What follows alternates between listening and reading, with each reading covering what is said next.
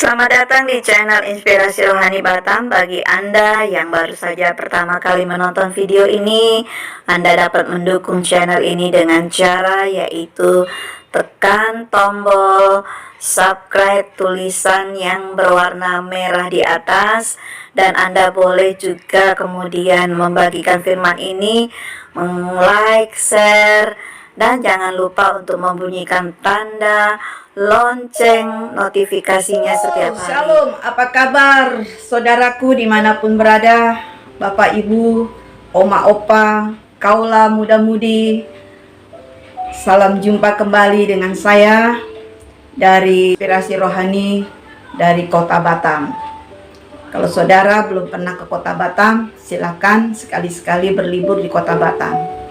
Kota Batam sangat memiliki tempat yang cukup baik untuk dijadikan tempat wisata liburan. Namun saat ini karena corona, Anda belum bisa berlibur ke Kota Batam. Mungkin di tahun-tahun ke depan.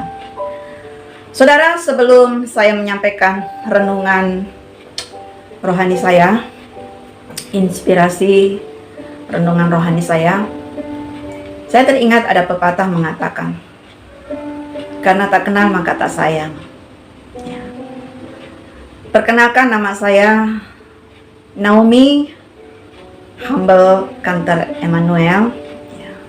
Naomi itu nama baptis saya. Humble itu saya ambil dari kata hamba yang melayani Tuhan. Emmanuel nama dari suami saya. Dan Kantor adalah fam dari papa angkat saya yang telah almarhum. Karena beliaulah yang mendedikasikan saya untuk menjadi pengikut Kristus yang setia, dan juga memberikan motivasi yang luar biasa kepada saya untuk terus melayani Tuhan tanpa mengenal pasang surut di dalam kehidupan saya. Saya harus semangat, saya harus maju, karena pelayanan adalah satu anugerah dari Tuhan. Dan melayani Tuhan adalah satu kesempatan yang membuat saya menjadi sangat begitu sukacita.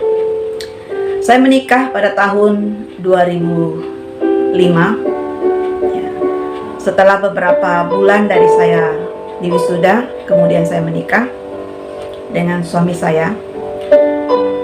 Dan kami dikaruniai seorang putri. Namun saya punya beberapa anak rohani. Mereka tumbuh besar bersama dengan saya dan saya mengenalnya, sehingga sudah seperti anak saya juga. Mereka adalah Grace Elitia, kemudian Anggoro, Ricky, dan putri saya Lydia Emmanuel. Saudaraku yang dikasihi di dalam Tuhan Yesus Kristus, saya lulusan dari Sekolah Tinggi Teologi Injili Indonesia atau yang disebut STTII.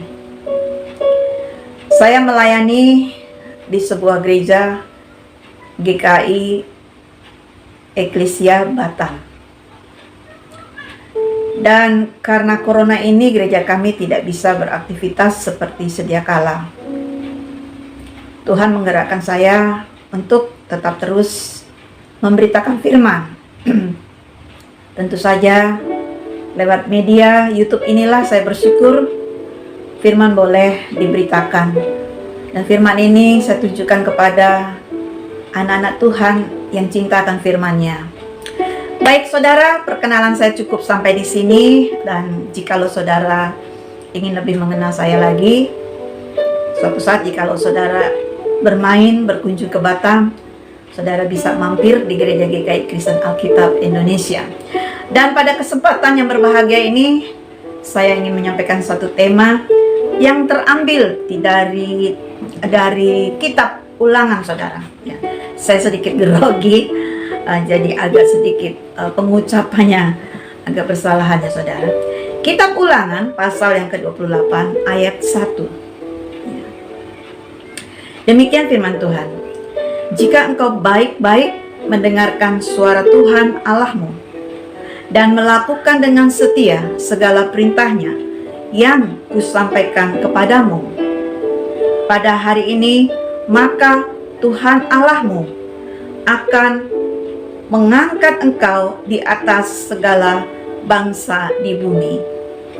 Saudaraku yang dikasihi di dalam Tuhan Yesus Kristus, saya memberikan tema mendengar dan melakukan dengan baik. Mendengar dan melakukan dengan baik. Di dalam video-video yang pernah saya unggah di YouTube, ada kesaksian saya bagaimana saya mengenal Kristus secara pribadi. Saudara pernah mendengar di dalam inspirasi saya tentang latar belakang keluarga saya, di mana mama dan papa saya mereka berpisah sejak saya masih kecil. Dan di dalam masa kecil saya tumbuh di dalam kepahitan. Karena papa saya orangnya sangat kejam, pemarah, dan sering memukul anak-anaknya. Dan ketika saya remaja, saya berjumpa dengan Kristus. Tentu perjumpaan saya dengan Kristus, jangan saudara bayangkan sosoknya, tetapi perjumpaan saya dengan Kristus melalui sebuah pujian yang saya dengar. Pujian itu menyentuh hati saya, dan sejak itulah saya rindu mengenal kebenaran dan pribadi Yesus Kristus. Di dalam nats firman Tuhan, kitab Ulangan pasal 28 ayat 1 ini jelas dikatakan, jika engkau baik-baik mendengar suara Tuhan. Ya. Saudara, kita tahu bahwa pada masa itu Musa menjadi pemimpin bangsa Israel untuk membawa umatnya keluar dari Mesir, di mana mereka sudah puluhan tahun diperbudak. Dan karena anugerah Tuhan, bangsa ini pun kemudian keluar dari tanah Mesir. Namun dalam perjalanan menuju tanah perjanjian Tuhan, banyak bangsa Israel yang tidak taat, bahkan tidak mau mendengarkan suara Tuhan. Sehingga mereka berputar-putar di padang gurun. Dan mereka harus menghadapi tantangan dan ancaman. Namun walaupun begitu saudara, Tuhan tidak pernah meninggalkan umatnya.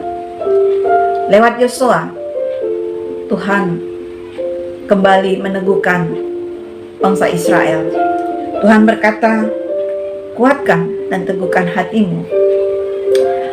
Bapak Ibu, lewat kebenaran firman ini saudara, kita akan garis bawahi kata mendengar. Tentu untuk mendengar, kita membutuhkan telinga. Mengapa Tuhan memberikan telinga dua di sebelah kanan dan sebelah kiri? Ketika saya merenungkan, ternyata Tuhan memberikan telinga kita begitu sempurna saudara. Ketika kita mendengar suara dari depan, suara itu akan masuk dan akan terekam di hati kita, pikiran kita. Dan ketika firman itu kita ucapkan berulang-ulang kali, maka ia akan melekat di langit-langit mulut kita, sehingga kita senantiasa memperkatakan dan mengimani firman tersebut. Saudara, saya teringat seorang yang berasal dari Jerman yang bernama von Bury. Dia adalah ahli hukum dari Jerman saudara, dan dia membuat teori sebab dan akibat. Dan sejak itu ada istilah sebab dan akibat. Contohnya saudara, ketika saya lapar,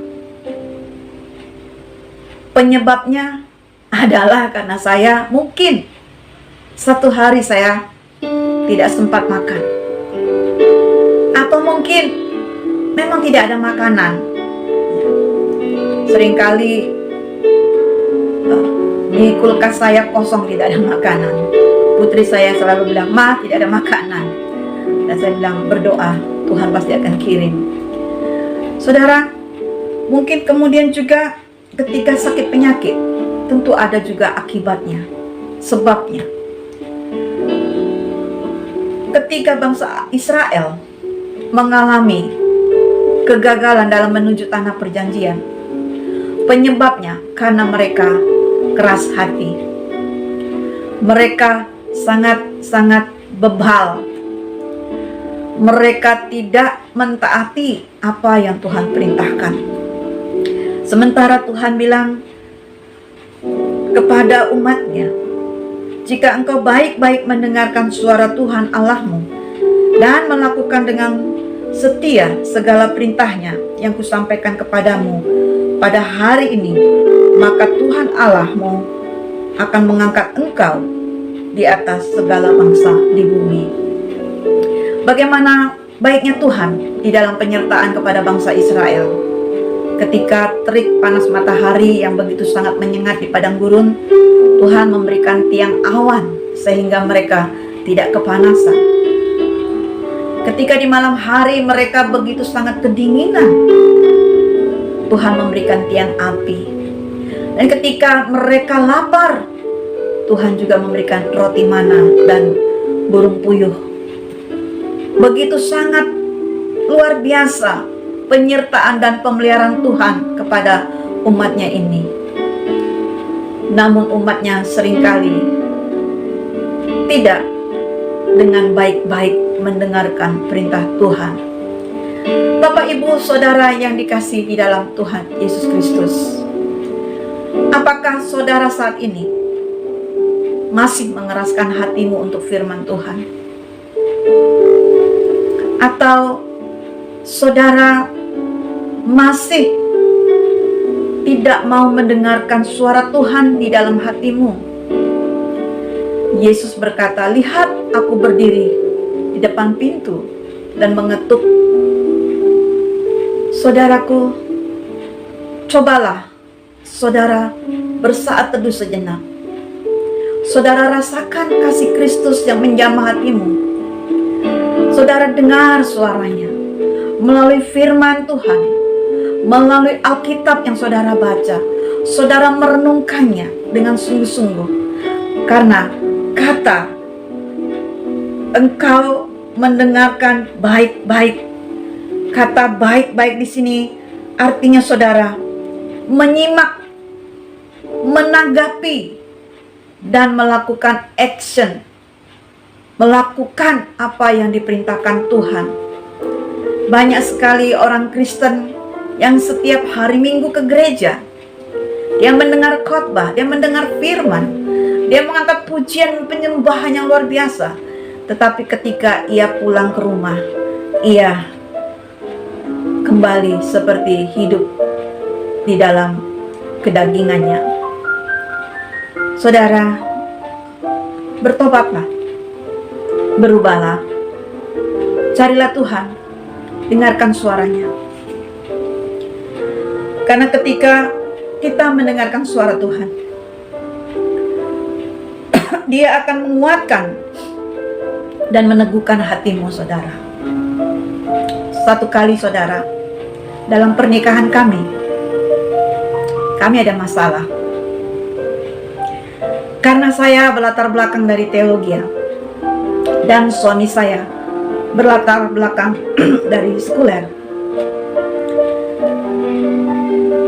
Dia biasa bekerja di perusahaan Total. Dia bekerja di perusahaan Total, saudara. Dan memang dia tidak punya panggilan untuk full time dalam pelayanan.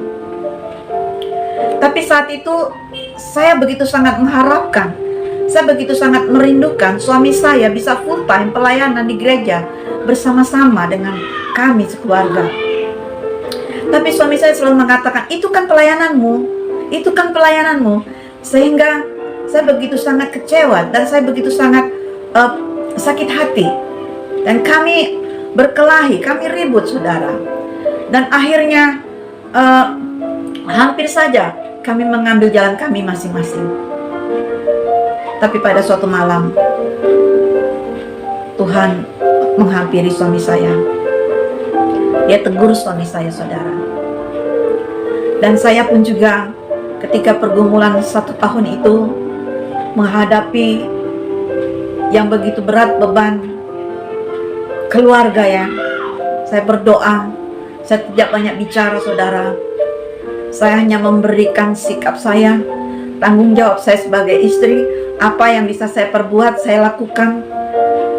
Ya, walaupun pada saat itu suami saya agak cuek, agak marah karena saya tidak mau mengikuti ajakannya untuk meninggalkan pelayanan.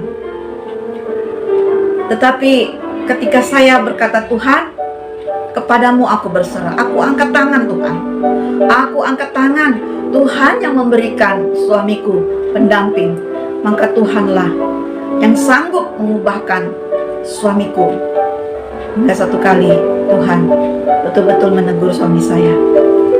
Pada hari Minggu pagi ketika kami akan beribadah, suami saya datang menangis. Dia berlutut dan dia berdoa minta ampun kepada Tuhan. Dan sejak itu saudara hidupnya dipulihkan. Tuhan membuka jalan. Tuhan memberikan pekerjaan kepadanya. Walaupun kemudian pekerjaan itu memisahkan kami karena ia ditugaskan di Jakarta dan saya di Batam. Tetapi itu tidak menjadi masalah. Ketika kita mendengarkan suara Tuhan dengan baik-baik, menyimak dan meresponi, maka firman yang hidup itu berkuasa mengubahkan setiap hati kita. Bapak, Ibu, Saudara yang dikasihi di dalam Tuhan Yesus Kristus, ketika engkau mendengar firman Tuhan, jangan keraskan hatimu. Siapapun yang menyampaikan firman Tuhan, mungkin dia anak muda yang tidak berkompeten dalam berkhotbah atau tidak memiliki pengalaman yang luar biasa, atau mungkin dia hanya hamba Tuhan biasa seperti saya, atau mungkin seorang ibu, seorang bapak yang dia tahu kebenaran dan menyampaikan itu kepada Anda. Maka saran saya, responlah.